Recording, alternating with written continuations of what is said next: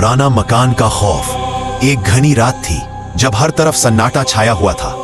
चांद की रोशनी भी शायद डर कर बादलों के पीछे छिप गई थी। एक पुराने मकान की खिड़की से एक हल्की रोशनी बाहर आ रही थी, जैसे कोई अंदर चुपके से मौजूद हो। यह मकान शहर से काफी दूर था और इसके बारे में कई डरावनी कहानियां मशहूर थी।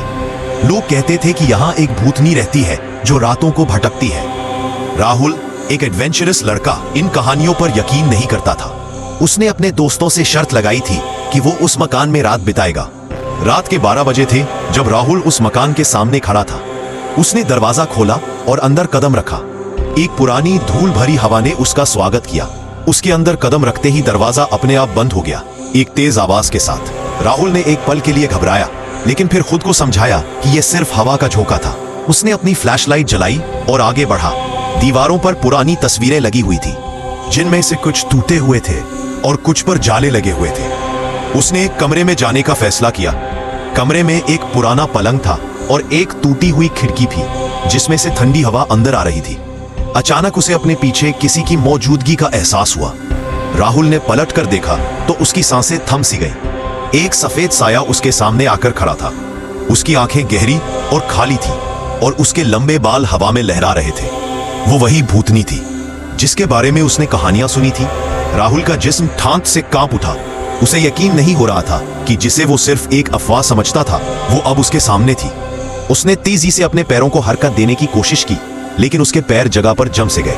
भूतनी की आवाज एक सरसराहट की तरह थी, उसके कानों में गूंजी। उसने धीरे से राहुल का नाम लिया।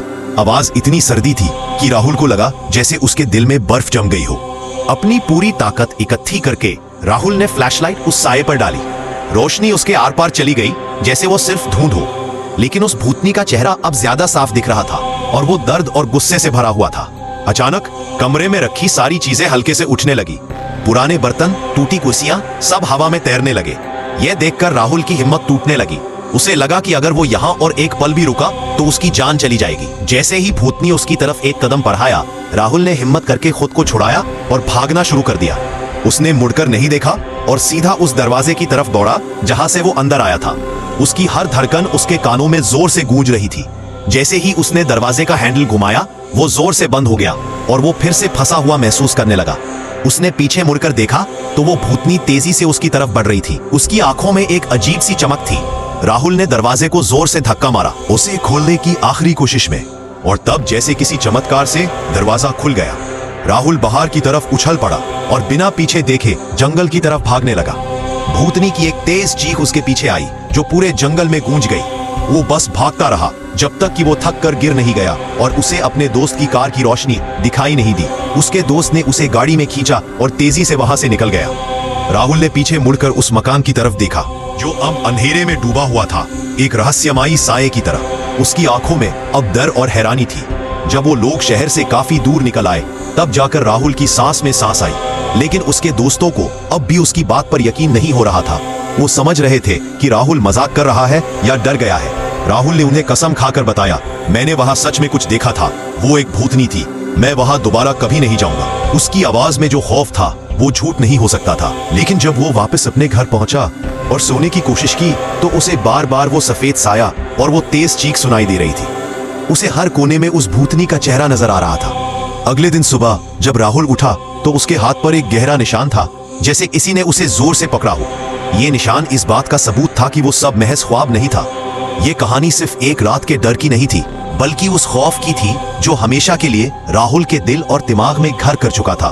उस दिन के बाद राहुल ने कभी भी किसी डरावनी कहानी पर हंसना बंद कर दिया। राहुल को अब हमेशा ऐसा लगता था जैसे कोई उसकी निगरानी कर रहा है। हर परछाई में उसे वही भूतनी नजर आती थी। उसकी नींदें उड़ चुकी थी और वो हर वक्त सहमा रहता था। यह हादसा राहुल के लिए सिर्फ एक डरावना सपना नहीं था, बल्कि एक ऐसी हकीकत बन गया था जिसने उसकी जिंदगी को हमेशा के लिए बदल दिया था। उसने उस दिन से सीख लिया था कि कुछ चीजें यकीन से परे होती हैं और उनका मजाक बनाना खतरनाक हो सकता है। उस पुराने मकान की कहानी अब भी शहर में मशहूर थी, लेकिन अब उसमें एक नया अध्याय जुड़ गया था, राहुल की कहानी, जो सच्चाई का सबूत बन चुकी थी। और हर रात जब चंद बादलों के पीछे छिप जाता था, उस मकान से फिर वही सरसराहट सुनाई देती थी, जैसे कोई अब भी अंदर भटक रहा हो। क्या आप कोई और हॉरर कहानी सुनना चाहेंगे? मेरा नाम नजर है। क्या आपको ऐसी स्टोरी सुनना पसंद है तो मुझे सब्सक्राइब करें और अगली जगह का नाम बताइए कमेंट में।